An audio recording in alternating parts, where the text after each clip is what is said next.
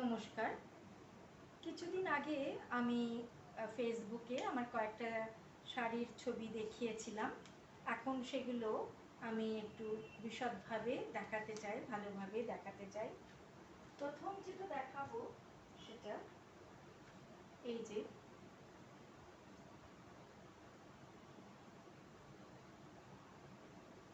এটা হচ্ছে open border পাড়। এটা গায়ে ছোট ছোট বুটি আছে, এই যে ছোট ছোট বুটি আছে গায়ে।